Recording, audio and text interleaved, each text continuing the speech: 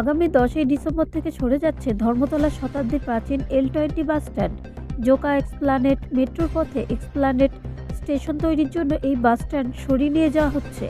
যাত্রীরা ধর্মতলায় এই বাস স্ট্যান্ড থেকে আর বাস ধরতে পারবে না, তাদের যেতে হবে ইস্ট ওয়েস্ট মেট্রোর এক্সপ্লানেড স্টেশনের কাছে। স্ট্যান্ডের নাম হচ্ছে Esplanade bus stand of state government bus. আলোয় সেজে উঠেছে নয়া বাস স্ট্যান্ড। আগামী 10 তারিখে প্রথম ধাপে WBTC NBSTCর বাসগুলো সরে যাবে এখান থেকে। দ্বিতীয় ধাপে সরানো হবে SBSTCর বাসগুলো। ইতিমধ্যেই সেজে উঠেছে নতুন বাস স্ট্যান্ড। যাত্রীদের জন্য ওয়েটিং রুম থেকে ফুড কোর্ট, শৌচাগার, শেড, এসি কাউন্টার সবই তৈরি হয়ে গেছে। শুধু L20 স্থানান্তরিত হওয়ার অপেক্ষা। তার তোড়জোড় চলছে জোর কদমে। ইস্ট ওয়েস্ট মেট্রো এক্সপ্লানেড মেট্রো স্টেশনের গেটের কিছুটা দূরে স্থানান্তরিত হতে চলেছে 100 বছরের বেশি পুরনো এই স্ট্যান্ড। প্রশাসন সূত্রে খবর, 4000 বর্গমিটার জায়গার নতুন স্ট্যান্ড তৈরি হচ্ছে।